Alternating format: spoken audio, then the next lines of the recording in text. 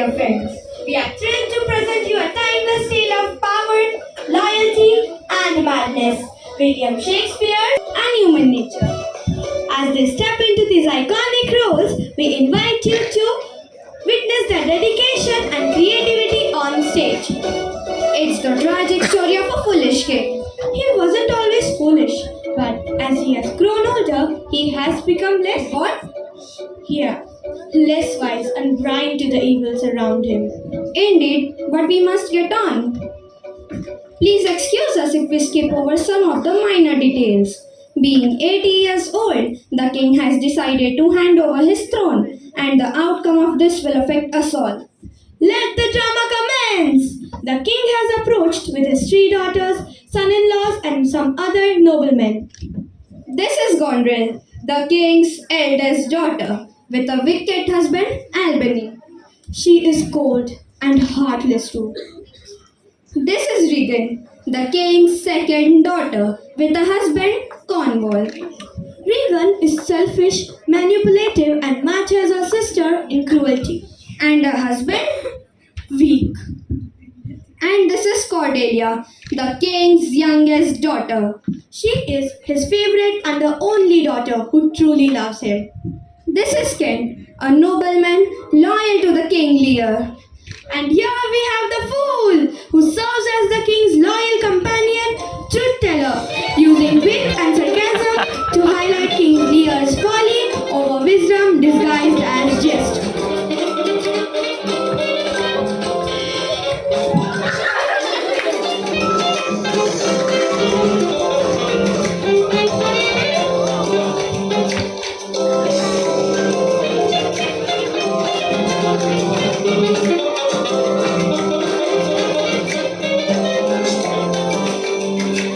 And now, let us all welcome King Lear.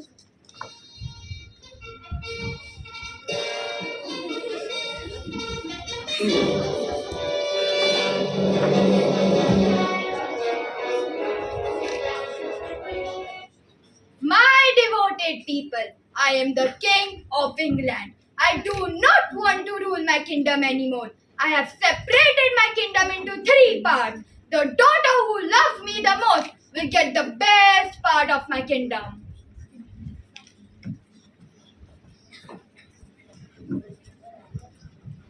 Gondrin, you are the eldest. Speak first. Sir, I love you as much as I love my life, my beauty, my health, and my honor. I cannot put into words how much I love you. Bring the map!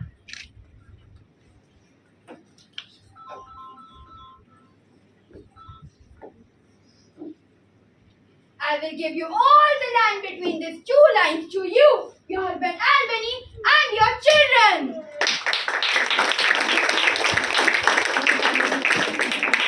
What about you, our dearest Regan? My lord, I love you as much as my sister, but she had not settled up. Nothing pleases me except my love for you. My only happiness comes from my love for you. Great! You can get the third of my kingdom! What about you, Cordelia? Shall I give you the richest part or more than that? Cordelia, speak! I can say nothing, my lord. Nothing? Nothing. Nothing will bring you nothing. Speak again. I cannot put my feelings into words. You gave me life, loved me, so of course I love you. But I am not same as my sister. When I marry, I will give my husband half my love. I am saying the truth, my lord. Truth? Right from now on, I'm not your father anymore. You have not pleased me, Cordelia. Go away. I don't want to see your face. I disclaim all of my paternal care. Go away. Don't you understand? Go away and never come back.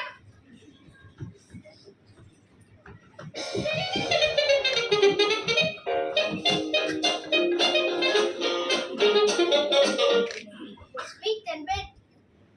It takes a secret. Sweet and beautiful will presently appear, the one in motley here, the other found out there. This is Magnus, sir. Do not banish the daughter who truly loves you. Do not come between the dragon and his dad. Yes, sir. Be calm. Show some respect for the king's judgment. Albert, this can work well as a Cordelia god.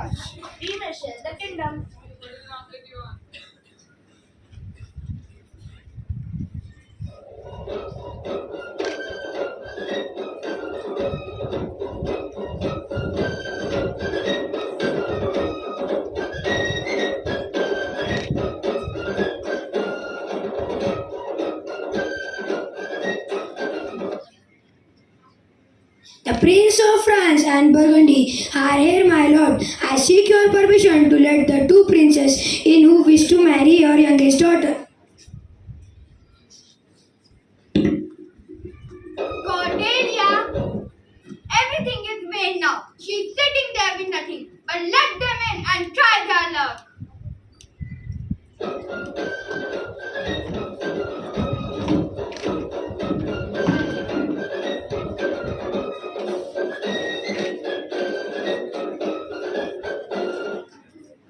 I am the Duke of Burgundy, and I am here to ask for the hands of sweet Cordelia for marriage. I am the King of France and I do wish to marry Cordelia. You two noblemen wish to marry my daughter, King of Burgundy. What dowry do you demand? Your Majesty, I demand no more than a third of your kingdom. Her price has fallen, gentleman. She's sitting there with nothing. She's all yours. Sorry, Cordelia, you have lost your father and husband too. What about you, King of France?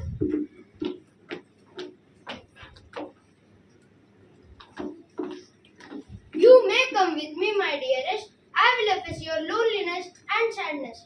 I understand your true feelings, and I am lucky to have a such woman as my queen. I know what you are doing. Take care of our father. Don't tell us our duty. You no more belong to this kingdom. You don't even deserve to stand here for a moment. You are clever and you hide your faults. In time, people will see the truth. Come, Cordelia, let's go. For you two, I will stay with each one of you for 1 month. Sir, I suppose you will stay with me first, right? Sure.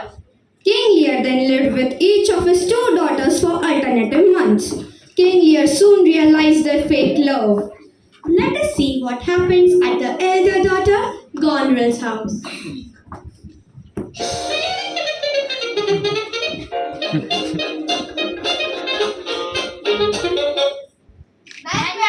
Man may go, but I gone forever. Man may come, man may go, but I gone forever. Man may come, man may go, but I gone forever. Man may come, man may go. But I gone forever. Why the frown, my daughter? As you are my old father, so you should be wise. You keep hundreds of squires and knights. They are so loud, rowdy, and disorderly. They have made this palace into a tavern. Is this my eldest daughter who speaks to me like this? Yes, you must get rid of all this your followers. How can you be so unkind? I am your father.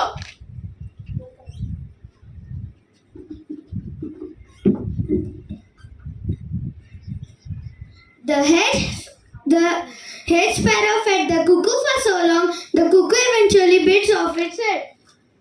You speak too much food. Come down. Darkness and devils. I made a mistake when I trusted you. You're my own blood and flesh. How can you do that to me? I will return to Regan. She will treat me better. What shall happen now? I must warn my sister.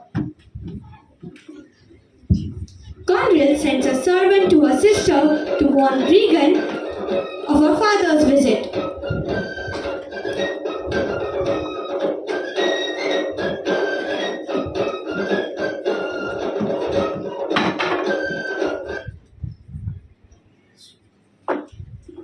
I got a message from Goneril. Father is arriving. How shall I receive him? With caution, my mistress, your sister must be speaking to.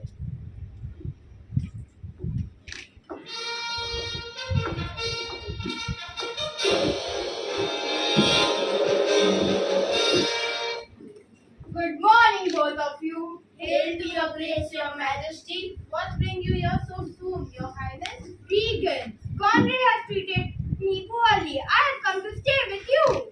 I'm sorry to hear that, father, but you should know that I agree with Conrad. Your lad betting him is too much. I thought you would have welcomed me. I have done nothing wrong.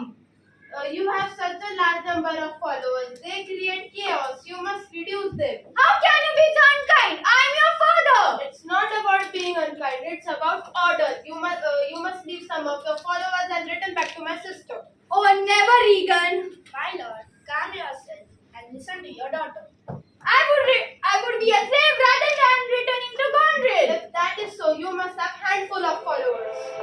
Oh, father, did you find my sister more accommodating? Is it true that she also doesn't wish to entertain your followers?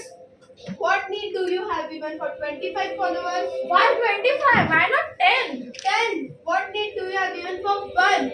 Oh Lord, save me! I am a poor, grief-stricken old man. If you have turned my daughters like this, don't expect me to accept it quietly. Show me some mercy and don't let me suffer like this. You think I shall weep? No, I shall not weep. I will take revenge on you both. Oh fool, I shall go mad now.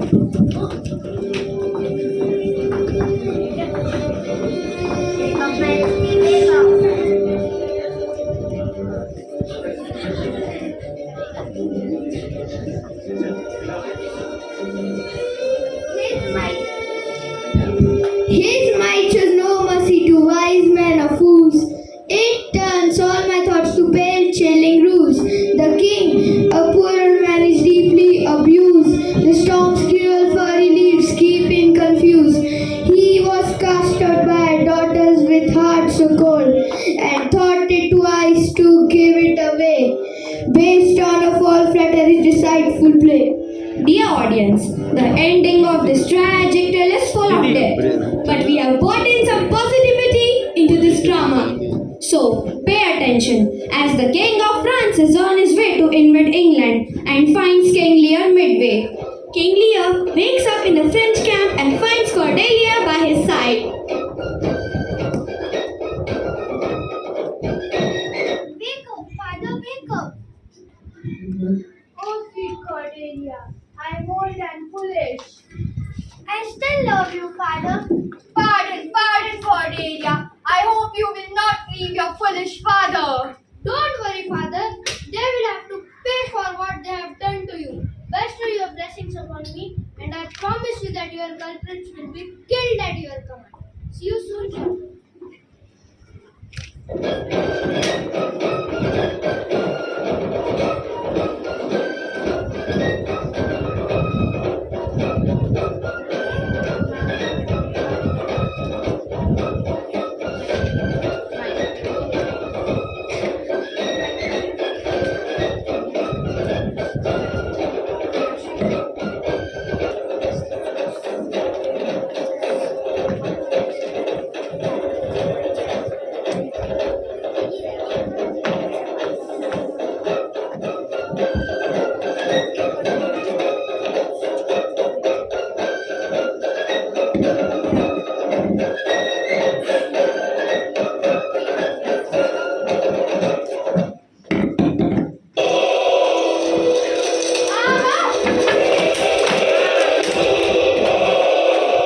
File 1, advance now.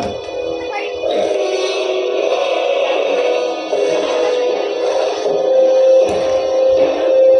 2, advance now.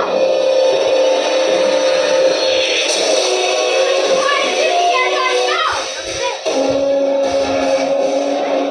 File 4, advance now.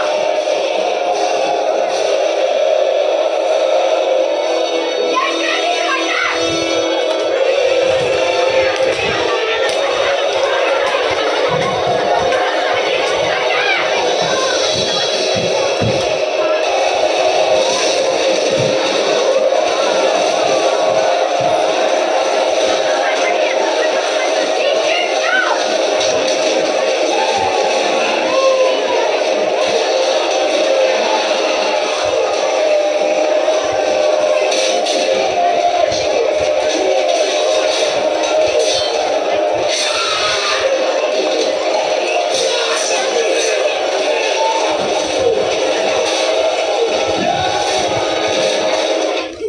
The King of France has defeated Albany and Cornwall.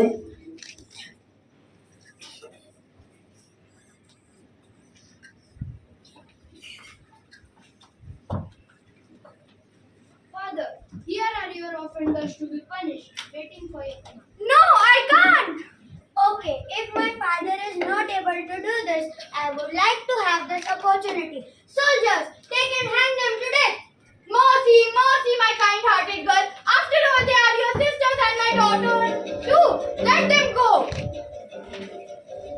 cannot believe my ears. My father is a man like no other. He gave you life, nurtured you, taught you, fought for you, and you trouble him to the fullest. You had no pity on him. Shame, a big shame.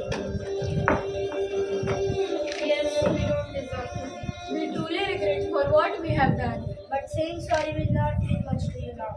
Remember that the life's greatest lessons are learned during the worst time. Love and respect your parents. Treat them with love and care. For you will only know their value when you see their empty chairs. And most important, they love you unconditionally.